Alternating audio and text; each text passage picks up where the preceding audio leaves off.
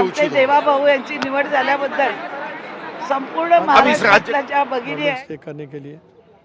Sir ऐसा सुनने में आ रहा है कि 3 ही लोग शपथ लेंगे, तो क्या है, थोड़ा सा उस बारे में बता दीजिए कि क्या रहेगा, कैसे रहेगा। तो अभी इसके बारे में जब मैं मुंबई जाऊंगा तब वहाँ पे देवेंद्र जी भी रहेंगे, एकनाथ शिंदे साहब भी रहेंगे, अजित दादा पवार भी वहाँ पे रहेंगे।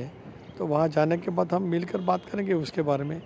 और दिल्ली से जैसे कि इसके बारे में जैसा क्लियरेंस आ जाएगा, यानी 3 लोग शपथ लेना है क्या और लेना है, उसके बारे में हम आज बैठ कर तय कर सकते हैं। फडणवीस जी ने मुलाकात भी की है शिंदे जी से, तो सारी चीज़ें या all is well, so nothing is left out. So government of Maharashtra will soon start the functioning under the leadership of Prime Minister Narendra Ji Modi and Amit Shah Ji. So I feel very strongly because of both the governments of NDA governments in the state and the central even. So definitely Maharashtra progress will be very high in the future days. Sir observer also appointed झाली आणि आता सत्ता स्थापनेच्या दाव्याला आम्ही पुढे जाऊ याचा आनंद आम्हाला आहे। पुढची प्रक्रिया काय असेल, कधीपर्यंत राज्यपालांची आपण भेट घ्याल आणि कधीपर्यंत सत्ता स्थापनेचा दावा केला जाईल? मला वाटतं दुपारी महायुतीतले नेते एकत्र येतील आणि त्यानंतर माननीय राज्यपाल महोदयांकडे सत्ता स्थापनेचा दावा केला जाईल। उद्या 5 वाजता आझाद मैदान शपथविधी होणार आहे। किती मोठा भव्य दिव्य सोहळा असेल, कोणकोणते नेते असतील? सर्वच राज्यातील सर्व पक्षीय नेत्यांना या कार्यक्रमाला बोलवलं जाईल। अगदी विरोधी पक्षातल्याही नेत्यांना सन्मानपूर्वक बोलवलं जाईल आणि एनडीएचे देशभरातील नेते येतील। कोण कोण शपथ घेईल, काय त्याबद्दल काय सांगू शकाल? याचा सर्वस्वी अधिकार माननीय मुख्यमंत्री महोदयांचा असतो। कोणी शपथ घ्यावी, किती लोकांनी शपथ घ्यावी, दावा त्या ठिकाणी राज्यपाल महोदयांकडे माननीय मुख्यमंत्री महोदयांच्या नेतृत्वाखाली केल्यानंतर माननीय मुख्यमंत्री याची स्पष्टीकरण देतील।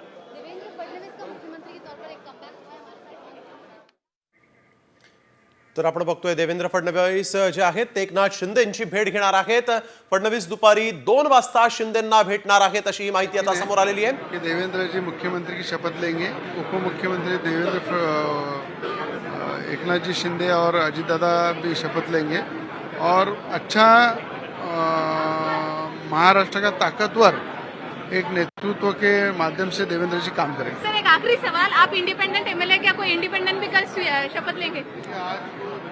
वो तो मुझे पता नहीं है, पर हम साथ में ताकत से।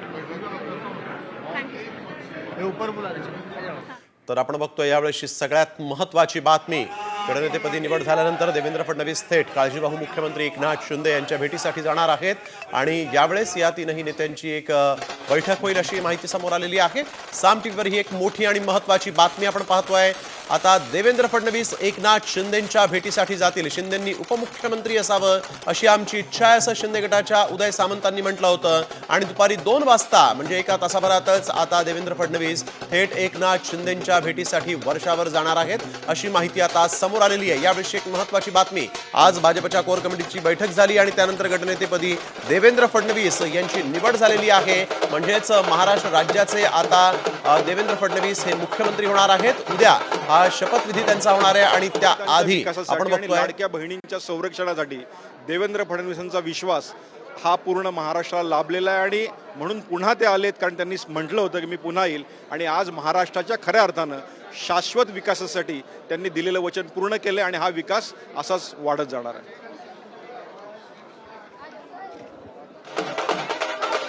त्यावेळेस भाजपच्या आमदारांच्या देखील आता प्रतिक्रिया येऊ लागलेल्या आहेत। प्रत्येकाच्या मनातला मुख्यमंत्री हा देवेंद्र फडणवीस आणि त्यानंतर आता मात्र देवेंद्र फडणवीस तिसऱ्यांदा मुख्यमंत्री होत आहेत आणि त्यामुळे इथं अर्थातच आनंदाचं वातावरण, कार्यकर्त्यांनी या ठिकाणी आपण बघतोय जल्लोष केलेला आहे। महिला कार्यकर्त्यांनी फुगड्या खेळून या ठिकाणी हा जल्लोष केल्याचं पाहायला मिळत आहे। देवेंद्र फडणवीस यांच्या समर्थनात जोरदार घोषणाबाजी देखील भाजपच्या कार्यकर्त्यांनी राज्यभरामध्ये केलेल्या आहेत। गटनेतेपदी देवेंद्र फडणवीसांच्या नावावर शिक्कामोर्तब झालेला आहे। चंद्रकांत दादा पाटील आणि सुधीर मुनगंटीवार यांनी हा प्रस्ताव मांडला आणि या प्रस्तावाला सगळ्यांनीच अनुमोदन दिलं आणि त्यानंतर देवेंद्र फडणवीस यांची गटनेतेपदी निवड झालेली आहे।